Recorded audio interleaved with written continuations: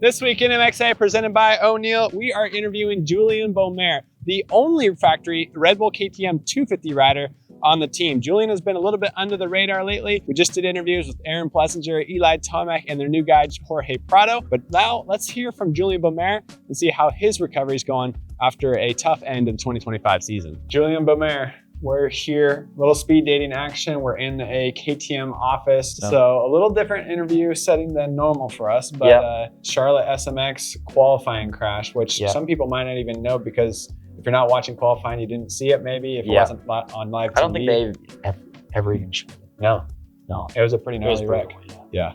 From your perspective, do you want them to show it or would you rather not? Yeah, I actually watch it quite a bit. Really? Just for me, like I try to, the only problem is I've never gotten a good angle of it. So like I need to ask them if they actually have a decent angle of it. Yeah. Because for me, I can't really like see, everything's from so far away.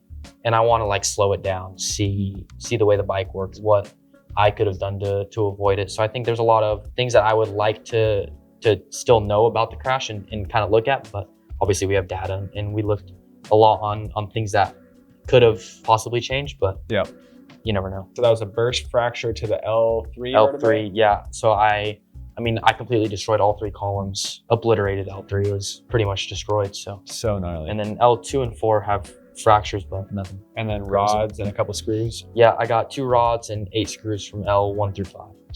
So gnarly. L3, I was supposed to do 10 screws, but L3 they couldn't put screws in because it a screw wouldn't hold. It was in so many pieces that a screw wouldn't stay in. Wow. So what was that like pain-wise and just like, I mean, you said it to us off camera, gnarlier than you could have imagined, right? Yeah, I always thought like when I broke my femur when I was like 12 or 13, I was like, oh, like that's the gnarliest you could do. I'll never be in that much pain again. Yeah. I was very wrong. I was very wrong.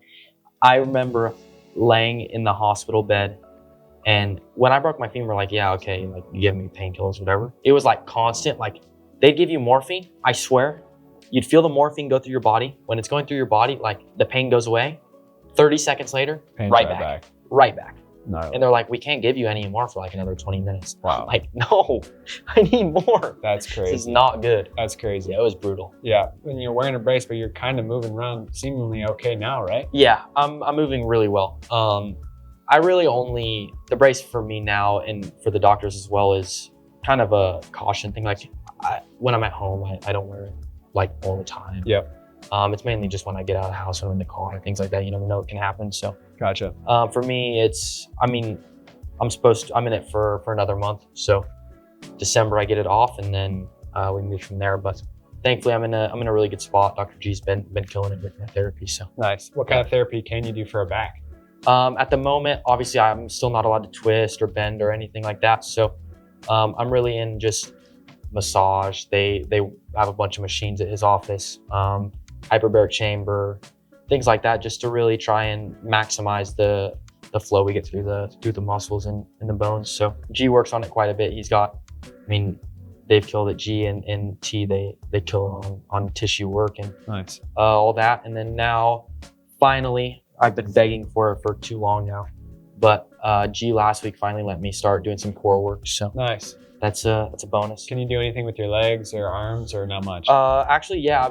At G's, I do some squats. He lets me do a little bit of leg work, but obviously no weight. Yeah. Nothing like that. Gotcha. So, gnarly, man. Yeah. Gnarly. So, fun stuff. I mean, looking back on the year though, it started off with a win, a second in Supercross. Like talking to some of the people just around the building today, it was a big difference. So yeah. What was it in the off season leading into 2025 that you thought, helped propel you to the next level this year? I think for me, it was there was not a single distraction. There was no talk about what I was doing. There was no talk about me at the test track. Yeah, there was people saying I'm playing fast, but I had that the year before and I got like 5th or 6th or whatever I got. So it was like, for me, that talk wasn't like phasing me. And it was a lot of just doing my work. I believed in the work we did and I believed in the work I was doing myself on the bike. So I think just going into A1, I was really happy. I was extremely fit, ready to go. And I didn't feel like there was anything that could stop me then. I'd say just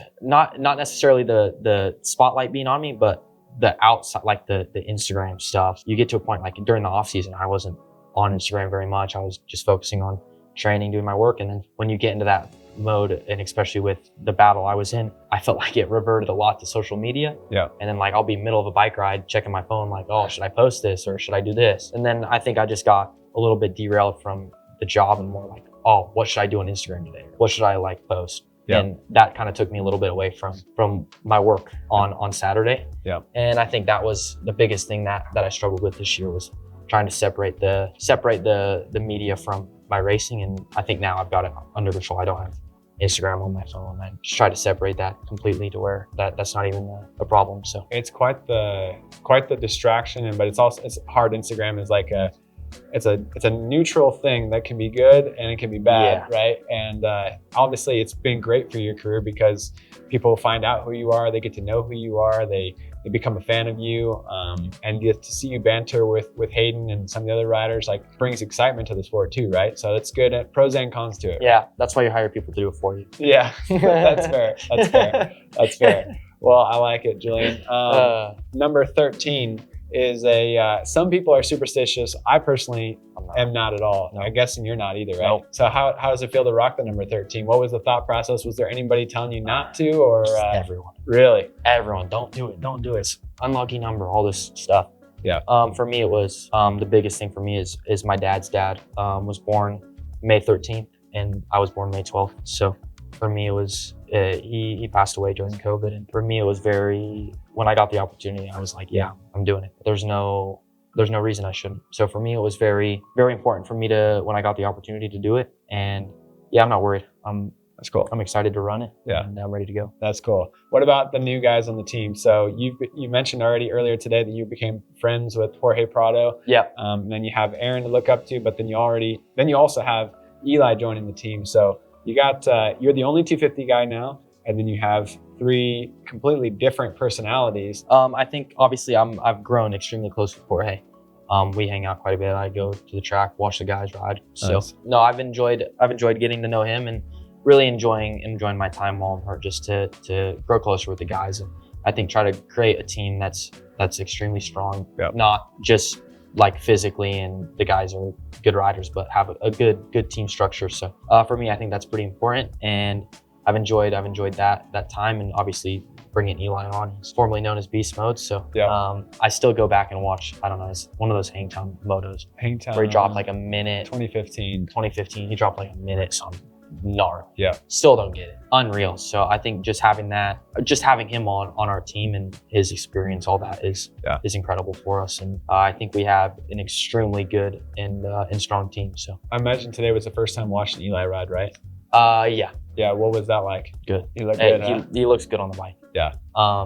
He looks extremely good, and even Jorge, just his improvement from when he was here in 24, right? It was 24? Yep, 24. Here in 24 when he was on the bike, on the gas, and obviously his development to now. And I mean, I would say he's always been really, like, his corner speed's unreal. You saw him in the whoops today. He was real deal. Good. Yeah. So just watching them grow and try to learn from them. I bring my iPad to the track every day and I've got notes in there, That's video. Cool. That's cool. Just try to keep learning. So that's cool. It's good for me. That's cool. And then for last question, just be pro motocross. That's the goal right now. Yeah. Timeline wise, what's it look like? Yeah, so basically, like, almost, I would say, immediately following my injury, me and the team decided together that there's no rush to come back. I'm 19 there. We want to do it the right way. And so we pretty much from the get-go said Supercross is off the table. There's no reason I should come back for it. Even if I could make it back, we're risking a lot and there's no reason. So we put Supercross on the side and said, we don't need to worry about it.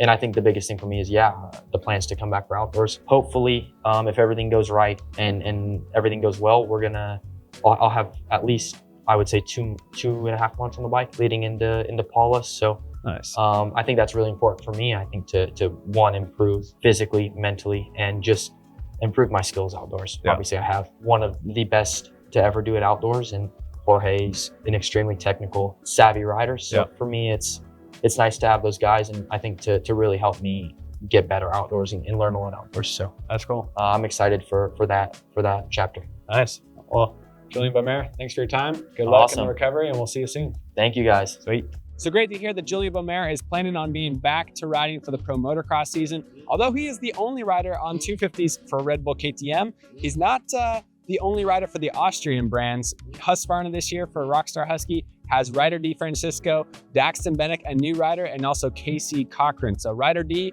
and Casey Cochran are transferring over from Gas to Husqvarna, where Daxton Bennick is coming all the way from Star Racing Yamaha to the Husqvarna Racing brand. And this is a big switch because it is also somewhat the announcement that Gas will not be hosting a factory team in the US in 2026. So sad to see Gas not having a factory team. Yes, Gas is still making motorcycles. You can still buy them. We'll still have them in our shootout, but a little bit of a switch up in the factory pits. But excited to see those guys. Although they're not teammates with Julien Beaumer, they will be looking like him because they are wearing One Industries gear, One Industries and Julien Beaumer, and also all three of those Husky guys. So pretty cool for that. Also, more in This Week in MXA. We are getting ready to take on Glen Helen once again. We're back at the office this weekend for Day in the Dirt. It's going to be a lot of fun racing. We got Thanksgiving on Thursday. We'll be here for practice on Friday, and then racing Saturday and Sunday for Day in the Dirt. So that should be a lot of fun. Also, this new 101 bikes here. It's an electric pedal bike. It's got electric assist, but it also has a thumb throttle to go if you just don't feel like pedaling. Pretty sweet new ride. Jeremy McGrath is partnered with the MX 101 bike program, and I'm pretty excited to have one of these. It's nice for us just to ride around. I could throw a couple people on the back. We've had actually 4 people on one of these before, so pretty easy there. We also got a footrest on the back here, and easy to charge up. I charged it up in my garage last night, and I've got a headlight on the front. Heavy duty, strong, good for some follow cam on the side of the track when we're taking videos, and nice for just cruising around. Thanks to 101 Bike for supporting us, and we're gonna be doing some more fun stuff with this thing. So thank you guys for watching This Week in MXA. Glad to see Julian Beaumer is on the mend. We got more MXA testing coming soon. New bikes, 450 shootout, all things are in the works. Thanks for watching. See you guys at the track.